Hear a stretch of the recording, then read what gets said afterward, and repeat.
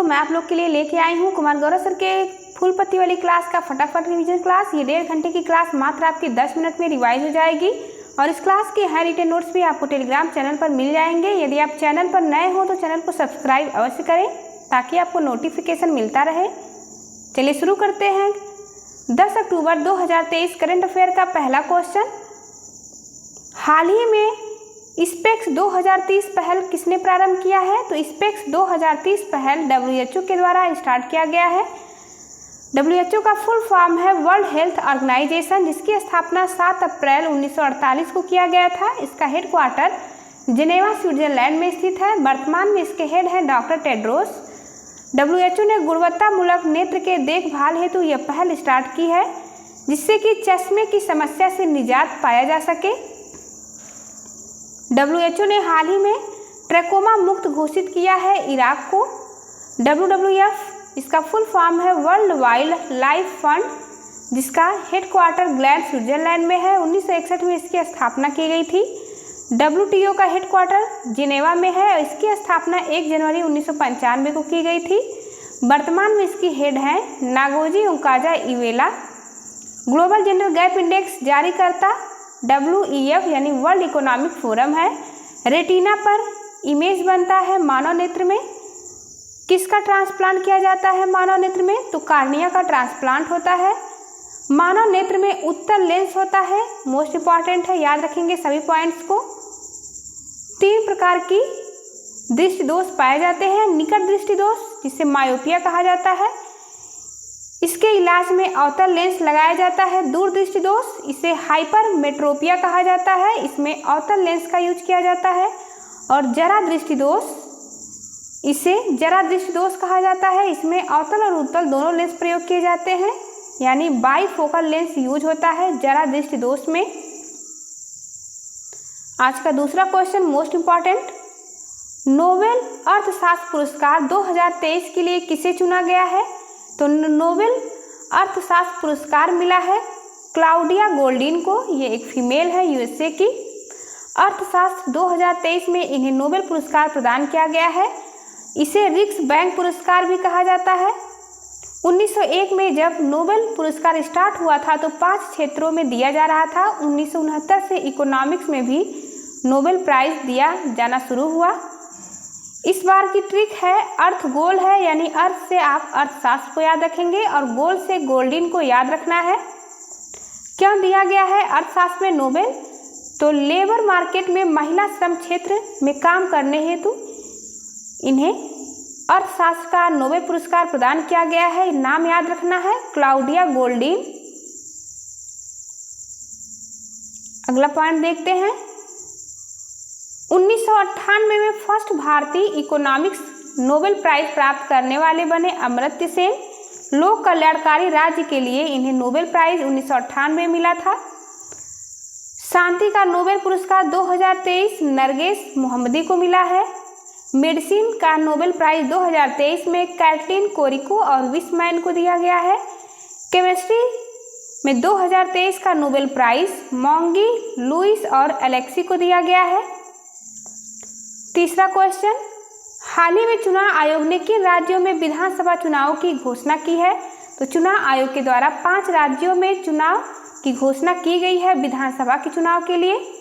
पहला राज्य है राजस्थान, दूसरा MP, तीसरा छत्तीसगढ़, चौथा तेलंगाना और 5वां मिजोरम। इन 5 राज्यों में चुनाव की घोषणा हो चुकी है चुनाव आयोग के द्वारा। राजस्थान में विधानसभा की 200 सीट है, MP में 230 सीट है विधानसभा की, छत्तीसगढ़ में 90 सीट है, तेलंगाना में 119 सीट और मिजोरम में 40 सीट है। विधानसभा में इलेक्शन की डेट आई है 7 नवंबर से 30 नवंबर तक इलेक्शन होगा और रिजल्ट आएगा 3 दिसंबर को 5 राज्यों का एक साथ। 679 विधानसभा सीट पर चुनाव होगा। यह घोषणा की गई है इलेक्शन कमीशन ऑफ इंडिया के द्वारा। इलेक्शन कमीशन ऑफ इंडिया या आर्टिकल 324 से लेकर के 329 तक स्थित है। इसकी स्थापना की गई थी 25 जनवरी 1950 को। फर्स्ट मुख्य चुनाव आयुक्त सुकुमार सेन थे, याद रखना है। एक मुख्य चुनाव आयुक्त होते हैं और 2 उप चुनाव आयुक्त होते हैं, यानी अन्य चुनाव आयुक्त कहा जाता है। वर्तमान में मुख्य चुनाव आयुक्त राजीव कुमार हैं। पहली महिला मुख्य चुनाव आयुक्त बनी थी रमा देवी। वोट डालने की उम्र है 18 वर्ष। पहले यह उम्र 21 वर्ष थी, इसे घटा करके 18 वर्ष कर दिया गया 61वें संविधान संशोधन के द्वारा। चुनाव लड़ने की उम्र राष्ट्रपति, उपराष्ट्रपति और गवर्नर की चुनाव लड़ने की उम्र है 35 वर्ष। लोकसभा के एमपी की चुनाव लड़ने की उम्र 25 वर्ष। राज्यसभा के एमपी की 30 वर्ष है। विधानसभा के एमएलए की 25 वर्ष है। 16 करोड़ वोटर इन 5 राज्यों में शामिल होंगे विधानसभा के चुनाव में, याद रखना है। आगे देखते हैं, यदि चुनाव में कोई गड़बड़ी होती है या कोई शिकायत दर्ज करनी हो तो उसके लिए चुनाव आयोग के द्वारा ऐप लॉन्च किया गया है जिसका नाम है सी विजिल। 100 मिनट में समाधान का प्रावधान किया गया है सी विजिल ऐप में। जिस दिन चुनाव की घोषणा होती है उसी दिन से एमसीसी यानी चुनाव आचार संहिता लागू हो जाता है और यह परिणाम आने तक लागू होता है। उद्देश्य इसका होता है, यानी चुनाव आचार संहिता लागू करने का उद्देश्य होता है स्वतंत्र एवं निष्पक्ष चुनाव कराना। आज का चौथा क्वेश्चन है, हाल ही में भारतीय नौसेना ने मानवीय सहायता और आपदा राहत अभ्यास चक्रवात कहाँ प्रारंभ किया है? तो यह प्रारंभ हुआ है गोवा में। नेवी के द्वारा इसे प्रारंभ किया गया है।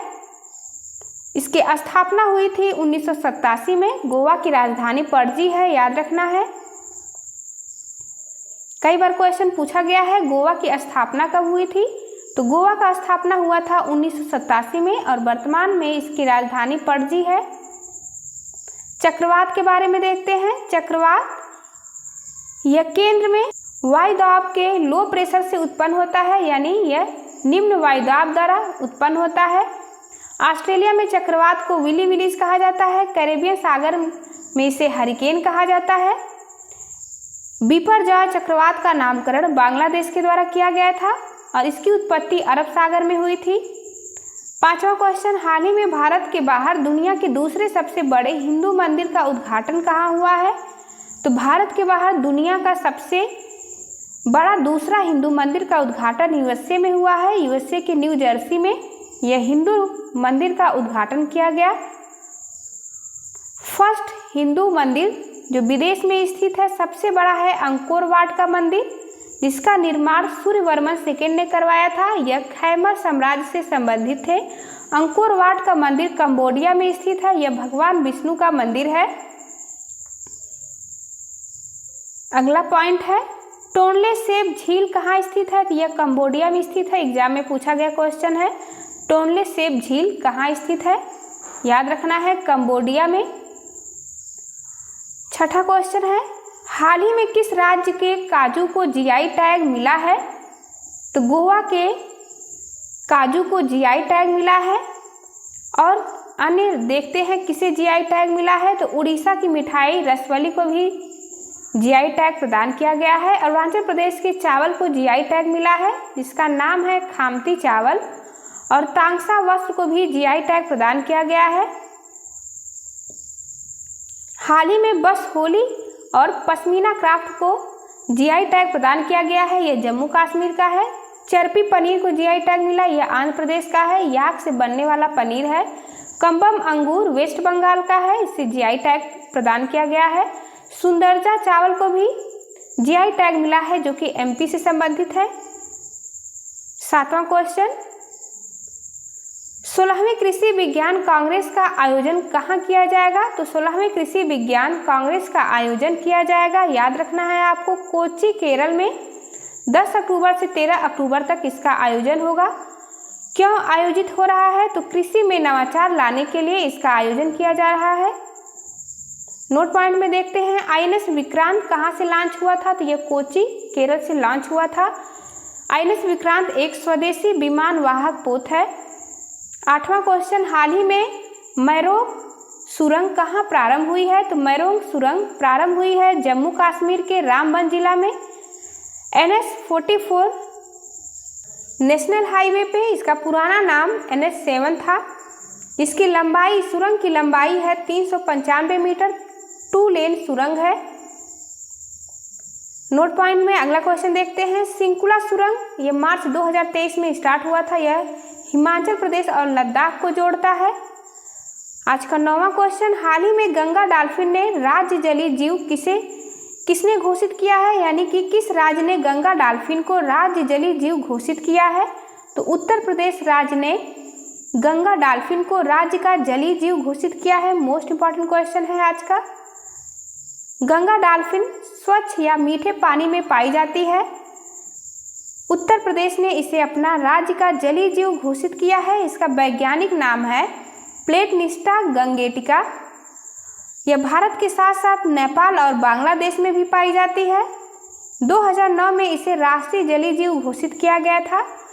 प्रतिवर्ष 5 अक्टूबर को राष्ट्रीय डॉल्फिन दिवस मनाया जाता है। यह अंधी होती है, पराश्रव्य ध्वनि निकालती है, इसी से अपने रास्ते की पहचान करती है।